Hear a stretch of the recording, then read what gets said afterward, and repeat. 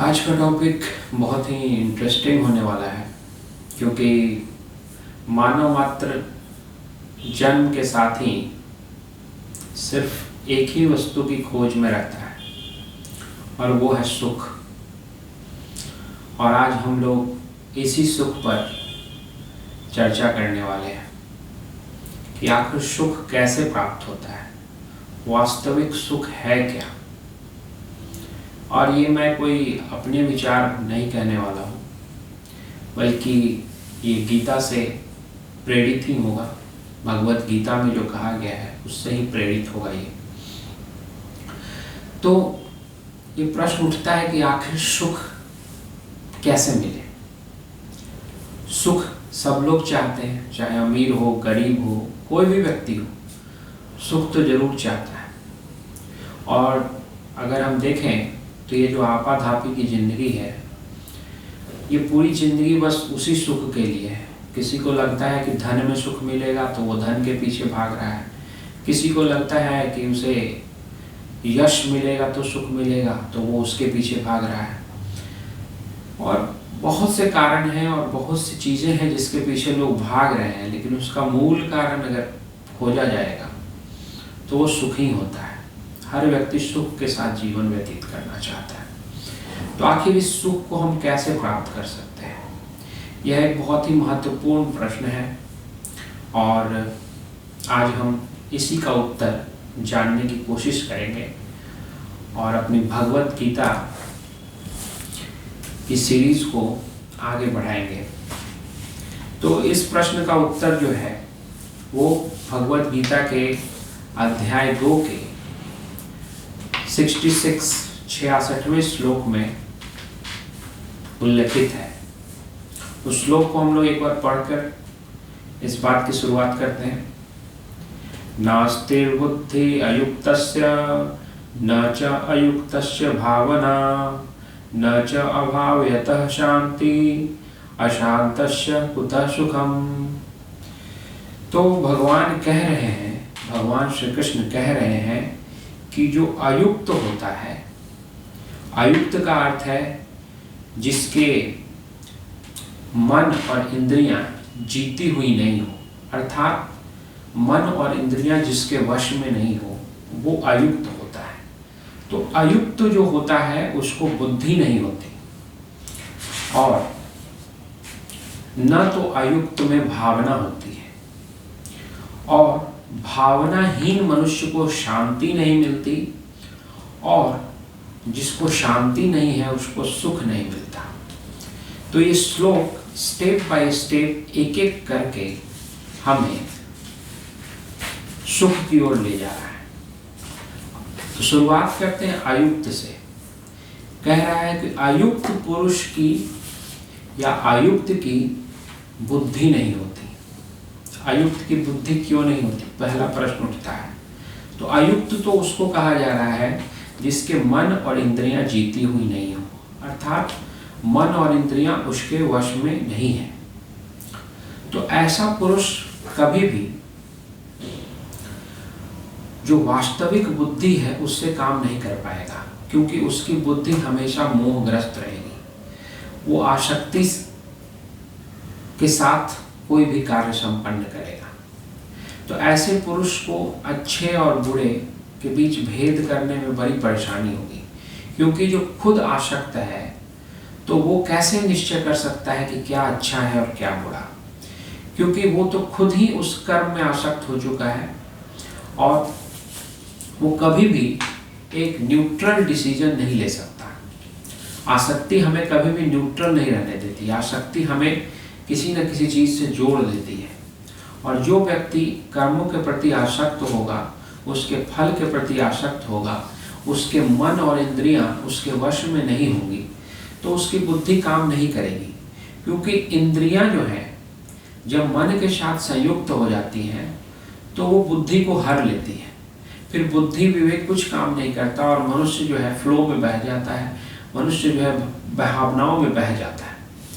तो जिसके मन और इंद्रियां वश में नहीं है, वह अयुक्त पुरुष कभी भी उसकी बुद्धि सही डिसीजन नहीं दे सकती। उसकी बुद्धि, इसीलिए कृष्ण कह रहे हैं कि उसकी बुद्धि ही नहीं होती, क्योंकि वो बुद्धि कहाँ है, उसकी बुद्धि को तो मन और इंद्रियों ने हर लिया और वो सोचने समझने या डिसीजन लेने के लायक रहा ही नहीं। तो इसलिए भगवान कह रहे हैं कि जो अयुक्त है, जिसके मन और इंद्रियां वश में नहीं है, उसकी बुद्धि नहीं होती। और जिसकी बुद्धि नहीं होती, या फिर यूं कहें कि अयुक्त के भावना भी नहीं होती। भावना नहीं होती का अर्थ क्या है? भावना, इमोशंस, हर व्यक्ति में भावना होती है, लेकिन क्या भावना सही मायने में वो भावना कहलाने के लायक है? हर व्यक्ति अपने लोगों के लिए तो भावना रखता ही है। एक माता अपने पुत्र के लिए भावना रखती है, पुत्र अपनी माँ के लिए भावना रखता है, पत्नी के लिए भावना रखता है, अपने रिश्तेदारों के लिए, अपने मित्रों के लिए, इनके लिए सबके मन में भावना होती है।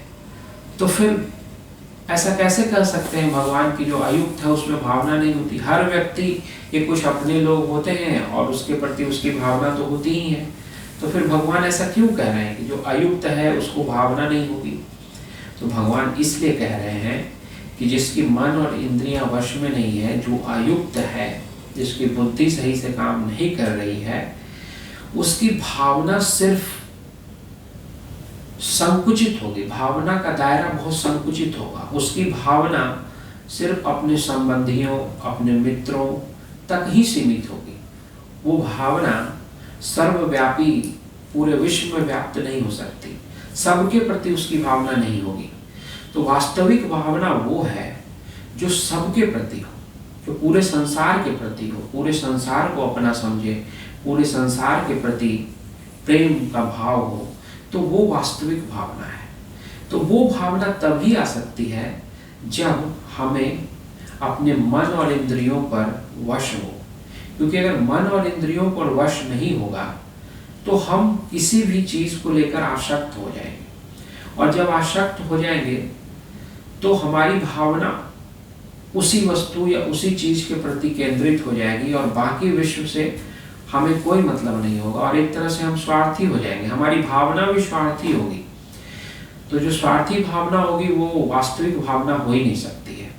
तो इसलिए यहाँ कृष्ण कह रहे हैं कि अयुक्त के बुद्धि भी नहीं होती और अयुक्त को भावना भी नहीं होती, और जिसको भावना नहीं होती उसको शांति नहीं होती। ये बड़ी ही विरोधाभासी चीजें लग रही हैं, लेकिन अगर हम गहराई से सोचें तो ये विरोधाभासी नहीं है।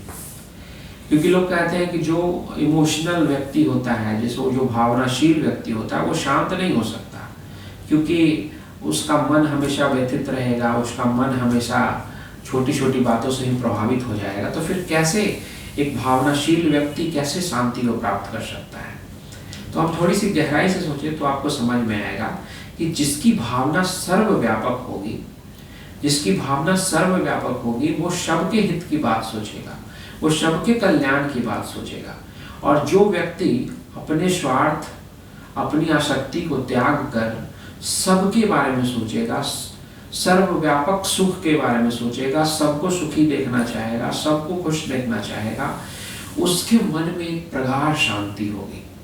तो जो वास्तविक भावनाशील है, जो वास्तविक भावना प्रधान व्यक्ति है, उसको शांति प्राप्त होगी, क्योंकि वो शांत रहेगा, क्योंकि वो सबका कल्याण चाहता है। उसके अंदर स्वार्थ नहीं होगा। वो अपनी छोटी छोटी कामनाओं की पूर्ति के लिए दूसरों की हानि नहीं पहुंचा सकता है।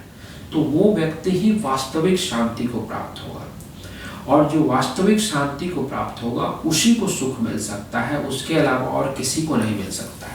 इसलिए भगवान कह रहे हैं कि अयुक्त को न तो बुद्धि होती है, न भावना होती है, और जिसको भावना नहीं होती उसको शांति कहाँ से मिल सकती है? और जिसको शांति नहीं मिल सकती उसको सुख नहीं मिल सकता। तो सुख का मूल है शांति, और शांति का मूल है भावना, और भावना का मूल क्या है? युक्त पुरुष होना। युक्त होना का अर्थ हुआ कि जिसके मन और इंद्रियों पर जिसका नियंत्रण हो, जिसको अपने मन और इंद्रियों पर नियंत्रण होगा वो युक्त होगा, और जिसको अपने मन और इंद्रियों पर नियंत्रण नहीं होगा वो अयुक्त होगा। तो भगवान यही कह रहे हैं कि जो युक्त होगा वही, उसी की बुद्धि काम करेगी, उसी के पास भावना होगी, और जिसके पास भावना होगी उसके पास शांति होगी, और जिसके पास शांति होगा उसके पास सुख होगा। तो इसलिए सुख का मूल जो है, जो चेन चला आ रहा है, उसमें मूल बिंदु सुख का है, वह है युक्त होना। युक्त होना का अर्थ है कि अपने मन और इंद्रियों को वश में रखना, उसको अपने नियंत्रण में रखना। जो अपने मन और अपनी इंद्रियों को नियंत्रण में रखेगा वही वास्तविक सुख को प्राप्त कर सकता है। आज के लिए